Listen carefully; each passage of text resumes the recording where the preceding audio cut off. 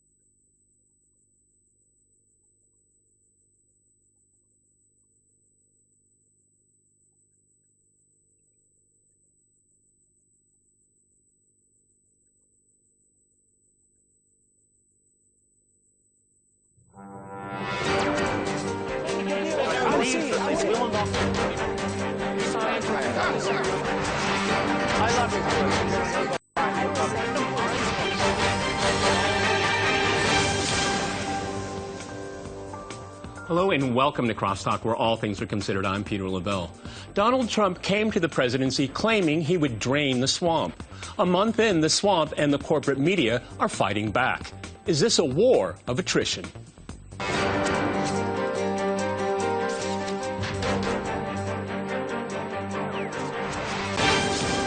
Crosstalking, draining the swamp. I'm joined by my guest here in Moscow, Mark Sloboda. He's an international affairs and security analyst. We also have Dmitry Babich. He's a political analyst with Sputnik International. And in London, we cross to Adam Gari. He is a writer for theduran.com. All right, gentlemen, Crosstalk rules in effect. That means you can jump in anytime you want, and I always appreciate it. Adam, if I can go to you first in London, I want to echo my introduction here. We have a president and we have the media. And we have a month in, it's been a total war. I mean, is this what we're going to have for the next 4 years? I mean, it's a war of attrition. Can any side win? We're certainly going to have it for a long while. I think to understand what's actually going on, one needs to look back into fairly recent history. Right now in America, you don't have an establishment and a sort of official, loyal, patriotic opposition. You have two establishments who are both competing simultaneously for legitimacy. One can point to Turkey between 1920 and 23, when you had Ataturk's government in Ankara and the Sultans in Constantinople. One could look even more recently to the Russian Federation in 1993, when the Congress of the People's Deputies and Supreme Soviet of Russia were competing for legitimacy as the establishment with President Yeltsin. Now, sadly, that ended in violence because of President Yeltsin. I hope that there's not going to be violence in America, but what you've got is a man who just won a fairly comfortable victory as President of the United States and his supporters versus the Democratic Party, neocon elements of his own Republican Party, the mainstream, fake stream media vanguard, and the deep state, including and especially the intelligence agencies. It is a war. Deep state. Mark, we were commenting on that. The New York Times actually in a headline, I mean, a few months ago saying deep state and you were called the kook. Yeah. Okay. Now it's gone into the mainstream media, or the fake media, as a lot of people call it, as I call it. Go ahead. Yeah, first of all, you call this a war of attrition between the Trump administration and the media. Well, the media, it was a war of attrition for the Trump administration. Already one scalp has been taken, at least one, and that's Michael Flynn. That's a big setback for the Trump's ability to enact foreign policy that he wanted to, and to reform the intelligence community, the deep state that is attacking him. Journalists don't lose their jobs because they're attacking Trump. Right. get promoted for attacking Trump. So they can go the distance on this. The Trump administration can't, and there are already signs that their legitimacy is questioned more and more by the public. Well, I would correct Mark. I would say journalists, if they don't attack Trump, lose their jobs. Yes, good point. We could see it, that David Ignatius, who wrote that story for the Washington Post. I don't think that basically believed that he was doing a nice thing, that he was doing a real investigation, using probably a transcript leaked to him via U.S. officials from the security services. Which was illegal. Anonymous. Yes. So I don't think he thought he was another Carl Bernstein or Bob Woodward investigating something terrible. He was basically killing a reputation of a decent man. Next day, you're talking about a journalist that has been a conduit to the media from the CIA for decades. He's their man. He's the guy you go to leak something publicly. He came to Moscow a few years ago, remember. lecturing us on honest journalism, and he said that I want to show Russians that there is not just George Bush running things in the United States, it's also us, And now we see him in this very sleazy story. And interestingly, Charles Krotheimer, also from the Washington Post, in a few days, he wrote that basically Flynn did not breach any rules. Exactly. Obama, when they forgot to switch off his micro during his conversation with Medvedev a few years ago, said that after the election I can be more flexible.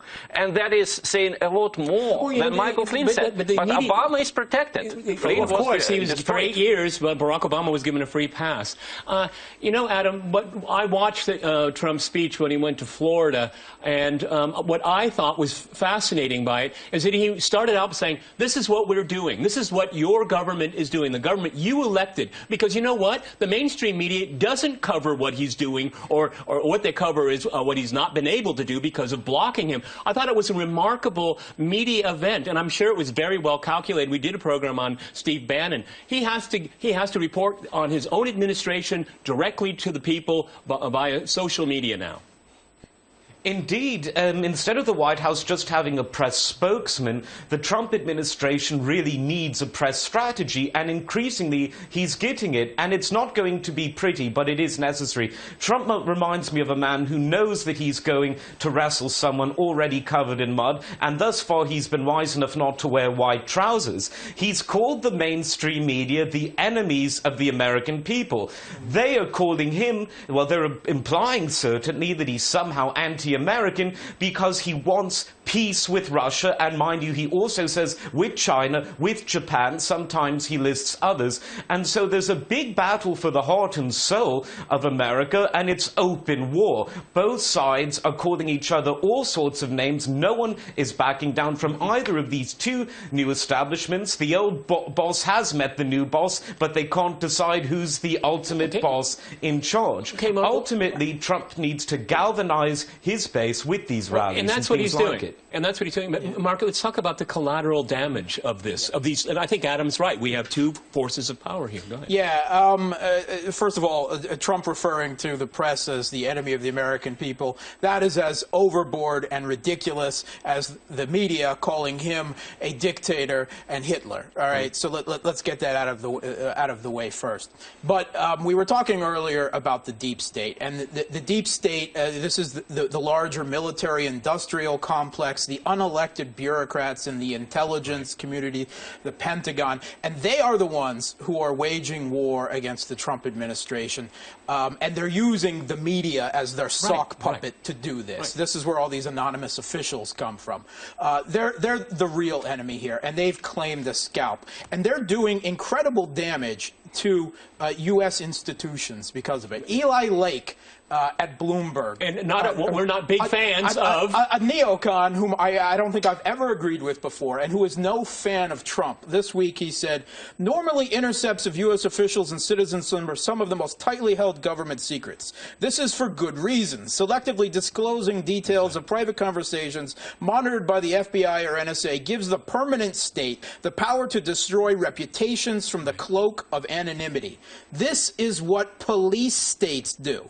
And Damon Linker at The Week, he said that this is evidence of the precipitous and ongoing collapse of America's democratic institutions. Yeah. Okay. It's political assassination, and it's doing damage to our democracy. Let's not forget that the people who are now after Trump, they destroyed the institution of unbiased American press during this electoral campaign. They finished it off, you know. Right. They destroyed the institution. It was always a myth, but there are certain myths which are not even sustained anymore, right? Yeah. They destroyed the institution of American secret services, which do not get involved in internal politics. Now they're destroying the very institution of the presidency, you know. When David Ignatius wrote that Flynn breached the Logan Act of the end of the 18th century, which had never been enforced until now. It's never once ever been enforced. We understand that he was not protecting the institution of American legislation. He was just after that man. You know, Adam, this is what, you know, the thing that really concerns me, and Mark touched upon it. He introduced it here. Is that, you know, in the process of trying to take this president down, all of the institutions that support democracy and civil society they're the collateral damage here. Because what I worry about is that we've entered an age of disbelief and total anger.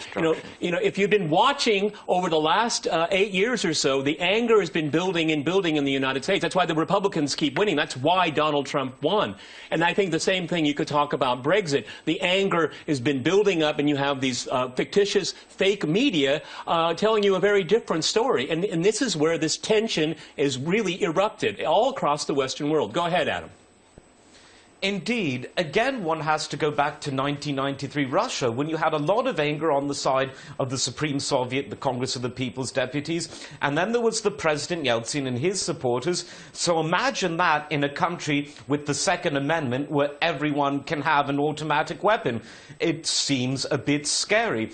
In many ways, the American political system, which is related to the very social cohesion of the country, is more flimsy now, is more brittle now than at any time since the Vietnam era, the era of the civil rights movement. Some might even want to go a bit further back, not to the 1960s, but to the 1860s. And I don't think that's too much of an exaggeration in terms of the political atmosphere. I don't think it's a stretch. I don't think it's a stretch at all. Go ahead, Dima. Well, I think that Trump is making a mistake right now, because instead of seeing the causes of this situation, he is striking at the consequences. You know, he's saying the media is bad. You know, I'm attacked by the media. He must understand that the journalists themselves do not want to lie. There are big companies owning this media which push them to lie. There are powerful political forces behind which make these journalists lie. So until Trump realizes that he's fighting an ideology. I don't think they're lying. It's just they're ideologically driven. They can't see a different narrative. That's one of the things I've pushed on this program for 7 years. There are many narratives, and they can coexist here. Denying a narrative because it's against yours. 20 seconds more before we go to the break. This is all about foreign policy. The media. And that's what we're going to do in the second half. Go ahead. The media, the foreign policy blob, the deep state, they don't care about Trump's dangerous neoliberal economic policies that are already starting to affect the country negatively. It's all about the foreign policy. It's all about détente with Russia and the attempt to restructure the intelligence community. And we will continue with that. We're going to go to a short break, and after that short break, we'll continue our discussion on draining the swamp. Stay with our team. I love you.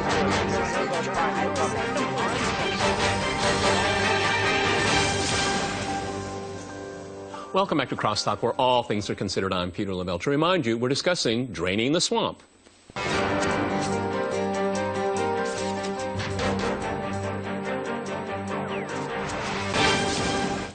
Okay, Damien, let me go to you. Let's talk about U.S.-Russia relations. You know, what's really quite remarkable is that I don't see any shift at all from this administration from the previous one. But you wouldn't get that if you were reading the mainstream media. I mean, we can talk about, for example, Trump's position on Crimea, which he has flip-flopped since the campaign. Go ahead. Well, the problem is that even looking at this Munich conference, we see a real every single year there is a security conference in Munich. Because a lot of people in the public don't know it because it's not reported on in Western media. It is the biggest security conference in the world. And I must tell you that it gives me shivers every year. Instead of security, you know, it provides me a great feeling of insecurity because I never hear such stupidities as at this conference. For example? Basically, the idea of this conference is that the main threat to the Western civilization is an alliance of Putin and Trump against the EU, which is absurd. It's fantasy.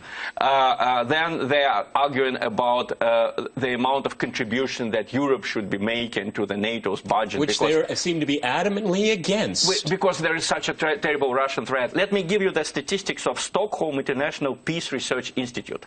Russia spends on defense $66 billion. Annually. The UK, $55 billion. France, $51 Saudi billion. Arabia? How much does Saudi Arabia? $87. More than Russia. More than Russia. And they buy the weapons from Obama and the U.S. And the American taxpayer pays for it. And of course the EU spends a lot more than Russia, you know. And these people, they keep talking about a great threat from Russia. The organizer of the conference, Wolfgang Ischinger, talked about illiberal forces gaining ground in Europe and around. And at the same time, James Mattis, you know, the new U.S. Defense Secretary, he comes there, he pronounces Russia the main threat to the Western civilization, and still they suspect him and Trump of being in cahoots with Putin. You know, Adam, what's really remarkable about all this is that when I look at in the last 2 years particularly, all I see is a lot of intolerance. I mean, these people that represent these governments, they have a vested interest in the status quo, and they see someone. We see Brexit, we see Trump, and they are terrified that the world that they have created, they're the mandarins of the security world, and that it could be in question. Okay, it's not going to be overturned; it's in question, and this is what's creating this McCarthyite environment. I mean, they're supposed to be in charge, not the people. They've got everything upside down. They just got used to it. Go ahead, Adam. It is. It's the combination of a sort of Mandarin attitude, an anti-democratic attitude, combined with a level of McCarthyite discourse that's gone internationalized. Yeah. One can contrast it with Iran, ironically. In Iran, a lot of the political leaders give blood-curdling speeches, great Satan this, great Satan that, but in public they speak quite moderately, and I hope that people in the Trump administration might realize that. By contrast, you have these Western leaders who are, you know, kind and cuddly and all that nonsense at home, but the minute they go to a conference like Munich, it's the Cold War times 10. It's the Arnold Schwarzenegger steroid Cold War. And then you have Lavrov there trying to talk sense based on factual realities into these people, only to be followed by a peripheral John McCain speech where he undermines not only world peace, but his own Republican president. You could not write this stuff. You couldn't make it up. Mark, you know, we had Sergei Lavrov, the Russian foreign minister. He used a term. We have all these new terms now. About the creation of a post-West world, which I'm sure the audience didn't like. Yeah. That's an understatement. Go ahead. I have to say I think that comment is both premature and unnecessary triumphalism, perhaps rubbing some salt in some wounds that didn't need to be rubbed. But as a U.S. military vet and a security analyst, Munich is very interesting to me because it presents itself as the premier security defense conference of the world. But what it really is a political, ideological conference. And it is a rallying around now in the face of Trump. Solidarity for Western exceptionalism, for Western global military hegemony. And instead of a lot of talk about military matters, defense, terrorism, which Trump wants to talk about, by the way, Trump and NATO is not interested in fighting terrorism at all, you know, and not in comparison to what they do with hegemony. For the German defense minister, America can't be equidistant between its allies and those who question our values, borders, and international law, as if either the U.S. or the EU care about recognize borders or international law. No. Syria, Iraq, the Netherlands defense minister. Let us not forget that NATO NATO is the backbone of our value system. John McCain, the neocon, John bomb, Iran McCain, said it is a moral struggle for the survival of Western civilization. Values, morals. This is, these people imagine themselves and their Western hegemony in terms of liberalism. And this is what it became, is a rallying around to reassure everyone that hegemony is not going anywhere. Well, that fascinating woman, the German Defense Minister Ursula von der Leyen, she actually accused Russia of threatening the European and German lifestyles, you know, their way of life, by providing propaganda. I wish they said how. Obviously, I can imagine it happening. Was she reading from a script of Dr. Strangelove? It's like I watched RT and I couldn't drink my beer. You know, my German way of life is destroyed. Well, basically, what we see in Munich is that these guys are still powerful militarily. They spend more than Russia on defense, you know. 11 times more, probably, yeah. But morally, it's such a degradation that they feel uneasy because they know, I think they realize that they are lying every minute, you know. Yeah. When they say that Russia... I need to push back on that. I'm not convinced that they're consciously lying. It's just that, and I'm tearing a page from your playbook, almost every single Sunday edition we do, is that, you know, they're so ideologically blinded. Yes. They believe. They believe it, and they can't conceive of a different world. I mean, if the European Union has problems, America has problems, but you know what, Dima? The European Union did that to their own people, and the United States did it to their own people. They don't need any outside interference. It's the fate of all totalitarianisms. You have a situation when suddenly facts don't match your theory. That's my point. And that's why they cannot explain their defeat at the elections in the United States, their defeat at Brexit. Thank you. Now they're ready to blame their future possible defeats in France and Germany on Russia. On the Russian. All the while, Russia is very They're stable. already prepared. Adam, you're at a disadvantage because you're in London. I know you want to jump in. Go ahead. Well, I think that Dima's being incredibly kind to these people. I think so some too. of them know that they're lying, but I think some of them actually believe this stuff, which to me is even scarier than the liars, someone who believes it. And again, when someone thinks that their political point of view is a question of metaphysical right and wrong, rather than pragmatic needs based on current events, you get into a situation that's dangerous at best, and that's literally insane at its worst manifestation. And there was plenty of lies, plenty of insanity, and plenty of danger on display in Munich, and I don't say that with anything but a heavy heart. It's dangerous, and you have a single individual, you have Mr. Lavrov, who's trying to communicate the fact that the world is multipolar. Just because the EU thinks that it's the beginning and end of all modern civilization, you have China, you have India, you have the rising states of Latin America, you have South Africa as a BRICS country, you have, of course, Russia. And these people can't admit that the world doesn't begin at the English Channel and ends somewhere in central Finland. They're not the center of the universe anymore, and it's their own fault. Okay, go ahead, Mark.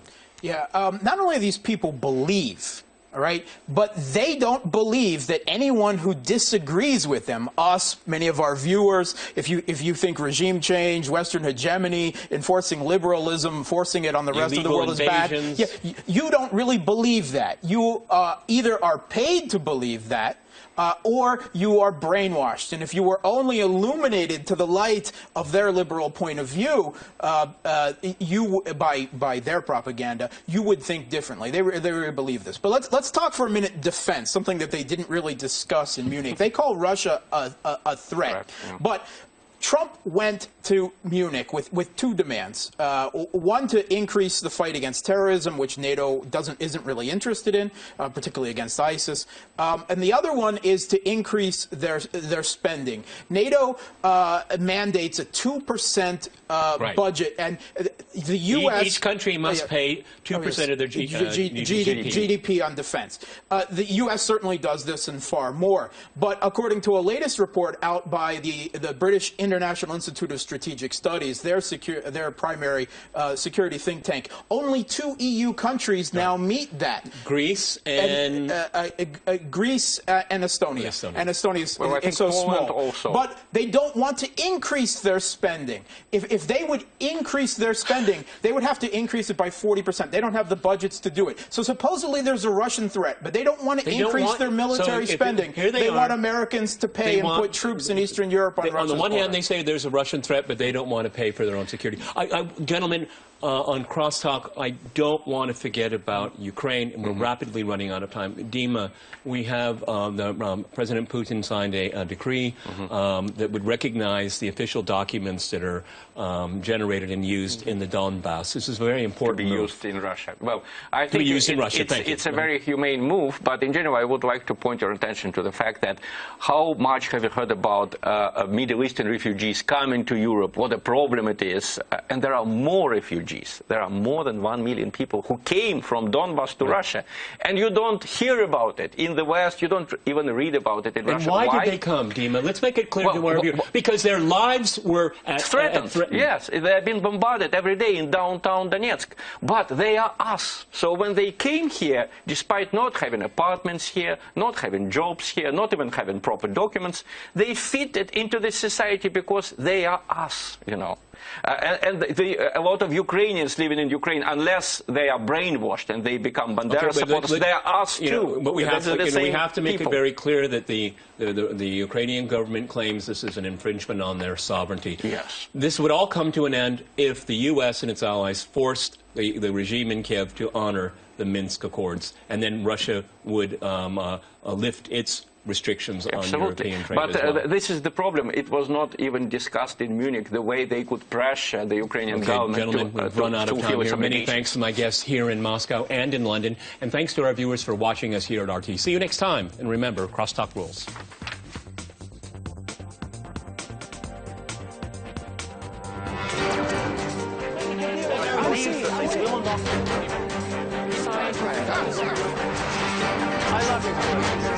I love you.